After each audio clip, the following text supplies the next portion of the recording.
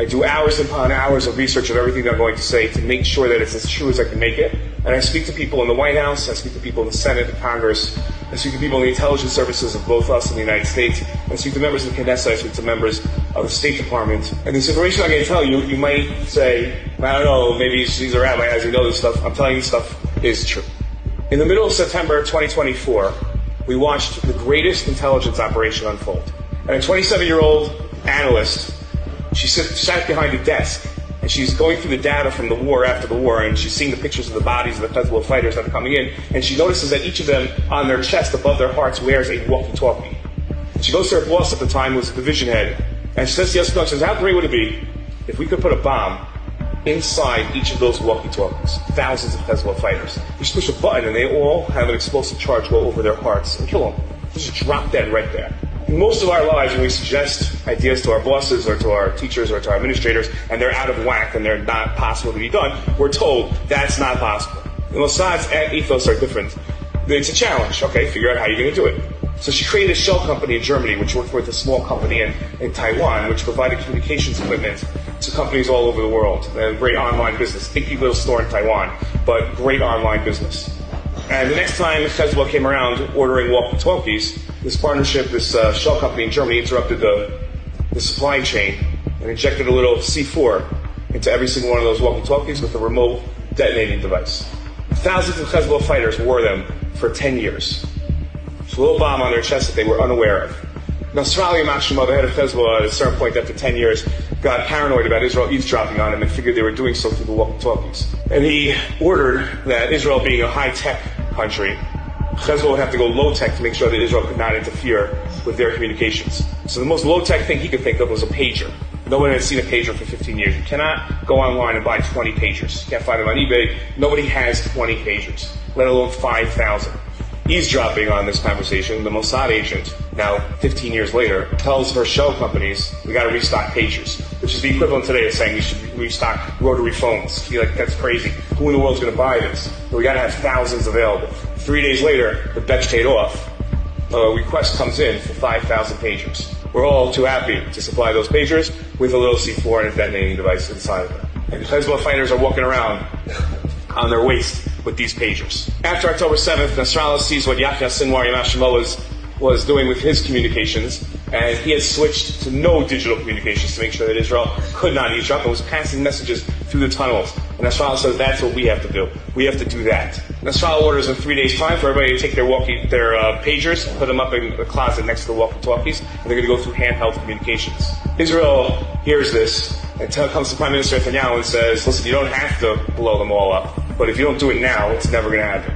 They're never going to have these pagers. This is our only opportunity to use it or lose the time. Prime Minister Netanyahu orders on a Tuesday at 2:30 p.m. One page goes out to all the members of Hezbollah that have these pagers. It's over 5,000 people. Hold the pager up against as close as possible to your eyes. Push 2 buttons simultaneously, and the classified message will appear. The reason Israel was doing that was to get it as close as possible to their brains. Not everybody, if you remember the famous video of the bomb that went off in the grocery store, not everybody answered the page. Israel blew up all the pagers. Only 42 people were killed by them, but over 3,000 fighters were taken off the battlefield that day, injured beyond the ability to fight ever again. How many Israeli soldiers were in operation on that battle? 0. The next day, you got to imagine that night, as one intelligence officer told me, he said, it's not that nobody else has ever done something like that before, it's that it's beyond the imagination of any intelligence service to even put something like that into play. They come back the next day to the Mossad headquarters. When they turn on the live stream from their drones and of the Lebanese news and see at the funerals that Nasrallah has ordered the remaining fighters to put the walkie-talkies on so that he could communicate with them, you got to imagine that was the Hava Nagila moment where they all start dancing and looking for the old detonator. And they blew it up. And 25 more fighters died on the spot. I was watching the funerals and saw the bombs going off and wondering myself, who in the world is blowing up Hezbollah funerals? It was us. Tuesday afternoon, the first wave goes. Wednesday afternoon, the second wave goes. Thursday was the greatest of the days, because Thursday, Nasrallah ordered that the 20 remaining commanders, high-ranking people within the Hezbollah organization, do not use any form of technology, but rather get together in person at a certain apartment. 3 F-15s took off from Ramat David Air Force Base and planted 3 missiles straight through a window into their meeting and took out the 20 commanders. Tuesday, Wednesday, Thursday, Hezbollah is no longer a threat to the state of Israel, to the Jewish people. How many soldiers did we lose? Out of the pages of Tanakh, 0. Now that Hezbollah is gone, attention focuses on Syria. Syria's been going through a civil war for the last 10 years. Assad, who is the head of Syria, Assad was protected by Hezbollah and by the Syrian army. Hezbollah is no longer protecting him. And a true Russia, a man named al-Sha'ara, who is now the president of Syria, with a $10 million bounty on his head from the United States, realizes this is his chance and orders his troops in. The hardest Israel ever fought was December 8th and 9th of last year, and most Israelis, most people in Israel, have no idea it happened. On December 8th and December 9th, as al-Sha'ara's forces came into Syria, everybody in the Kiryat, our Pentagon in Tel Aviv, realized, take out all the Syrian files, every attack plan. It's absolute chaos there. Put them all into play right now.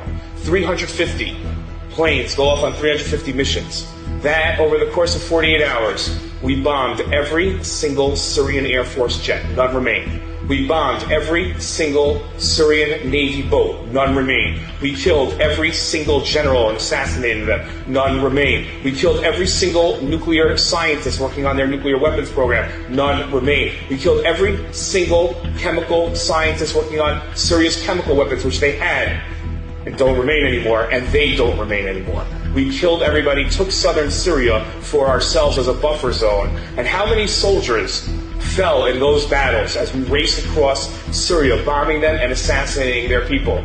0. Out of the pages of Tanakh, we did not lose one soldier in Syria. With Hezbollah and Syria out of the picture, Iran is left vulnerable. An F-35 fighter jet costs $235 million each.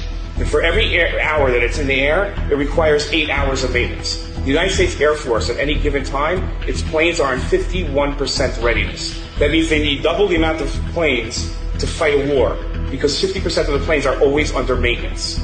That's acceptable numbers for mechanical engineering for airplanes. That's how it works. When Prime Minister Netanyahu plans the attack on Iran, he's going to fly 200 planes, 4 hours, 2,000 kilometers to Iran, and then 2,000 back, another 4 hours. An hour over the air avoiding anti-aircraft fire. Stress on the airplane is tremendous. Stress on the pilot is tremendous. And the acceptable losses are 8 planes on every round of fighting. 8 planes will suffer mechanical failures. Just imagine how many times you've been on a passenger jet, which is a lot less complicated of an airplane, and the pilot announces, I'm sorry, we have like a 20, 30-minute delay. Something on the plane broke. You need to bring a mechanic out to fix it. For an F-35, 8 drop out of the plane on every round. Since we lose 8 pilots. 192 planes come back, 100 require more maintenance. Only 90 go back. Of the 90, another 8 drop. Over the course of 10 days, we're looking at 60 dead pilots, 60 lost planes, and about half the planes at any given time back on the runway for maintenance, some of them not being able to take off ever again. We suffered no losses. We didn't even have a plane that required significant maintenance. The way a mechanical engineer explained this to me is that it's impossible, except that it happened. The American ambassador told me they still can't file reports. They don't know how to explain this. It's impossible for this to have happened. Impossible. We're not talking about it's unlikely. We're not talking about the odds are against it. We're talking about the manufacturer will tell you it's impossible.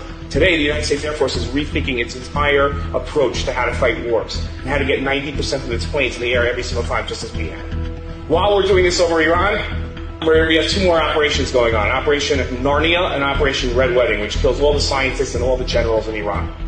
Nobody even knows this happened. We had soldiers everywhere. We had a base in Iran for years producing drones. In Iran, we had soldiers. It's amazing to think about how we did this. How many soldiers did we lose in the attacks on Iran? 0. The news put out a story, the Israeli news, because it's censored, that most of the missiles that came in from Iran were blown up by Iron Dome, by David Sling, or by Arrow. It's not true. They landed. And they landed hard. Our office, Nefesh B'Nefesh, we had a missile land across the street from us in Tel Aviv. Our office was out of commission for 2 months. It needed 2 months worth of renovations. That's how hard these missiles hit. A missile hit a 30-story building in Tel Aviv where American military personnel stay. Half the building came down. Not one person went to the hospital. American engineers from the State Department went out the next day to look at it and said it's impossible. Soroka Hospital. The director of Soroka Hospital looked at one of its 8 buildings and saw it and said, if the missile hits this building, I don't know why he wasn't concerned about all the others, this will be bad. Empty the building. The next day it took a direct hit. Nobody was hurt. Not killed. Nobody was hurt because nobody was in the building. In Yerushalayim, This is going to scare some people. We have a funeral home called Shamgar. Shamgar also stores dead bodies. Shamgar was ordered by the Israeli government on Friday morning after the Thursday night attacks to order extra freezers for tens of thousands of bodies from Jerusalem. The American government told me the expected losses on the Iran attack back at us. Listen, between 80 and 100,000 Israelis dead. 80 to 100,000. That's a lot of us. The Iran war, on the attack back against us, we lost less than 40 people. Can't explain that. February 20th, 2025. Everybody knows what happened that day? That day, we should be saying Hallel, probably not based on the English date, but on the Hebrew date. So 9 o'clock that night, when 3 buses blew up in a parking lot in Bat Yam, and a woman found a bomb under her seat in another bus, and all the buses in Israel were told to pull over, and one more bomb was found. When you build a bomb, you got to be really careful, because you make a mistake, and that's the end of you. The plan, 5 buses would blow up in downtown Tel Aviv, and they would kill 1,000 Jews, injure thousands more. Can you imagine another October 7th? But they made a mistake, an inexplainable mistake. Make it once, I can understand, but they made it 5 times in a row. And they set the bombs for instead of 9 a.m. for 9 p.m. So when they blew up, nobody was injured. Inexplainable. The last story I'm going to share with you is that they found Sinwar's plans. Yahya Sinwar was the head of Hamas, and they found his plans. And the plans were for the October 7th attack not to be on October 7th, but to be a coordinated attack. And listen very carefully to this. The coordinated attack was supposed to be Hamas doing what it did, Hezbollah firing 50 to 100,000 rockets at northern Israel, coming across the border, and Iran firing its ballistic missiles at us. Palestinians in Yehuda Shomron would have rebelled, would have gone town to town murdering. We would have had, at best, millions of dead Jews, and still had our country. That's best case scenario. Expected scenario from that plan is there's no state of Israel. There's millions of dead Jews and millions of Jews being held hostage. What happens after that? Our nightmares can't fathom. For reasons we'll never know, Sinwar jumped the gun and went early without telling Hezbollah and Iran. And what should have been the end of us turned out to be an amazing Yeshua, an amazing salvation. Every single thing that we've had, every salvation, whether it's Hanukkah, Jews in Mitzrayim, Jews were killed. And we lost people. In modern times, the Yom Kippur War victory, 6-Day War, 1948, we lost 1% of the Jewish people in Israel. There's always loss. But there's also tremendous Yeshua. What we've experienced the last 2 years, can't fathom it because we're in it. It's hard for us to see it. But we've experienced the greatest miracles that we've seen in centuries. Ask yourself of the stories that I've told you tonight. If the Chashmonaim would come back in time and they would hear this talk tonight, would they not say, we're jealous of you? We took out 1 army. You took out 7. We had losses. You had very few to none in many of your wars. We can't see it. We're in it. But it's there, right in front of our face. Bizman hazeh are the tremendous miracles and nisim of Hashkafa that we've had over the last 2 years. If it wasn't us, we should be saying Hallel every single day. We should wake up and say, I'm zochet to live at this time. Our grandchildren will look back at this time and they will ask us, how amazing was it to live at this time? And we're going to have to answer, you had to be there to see it.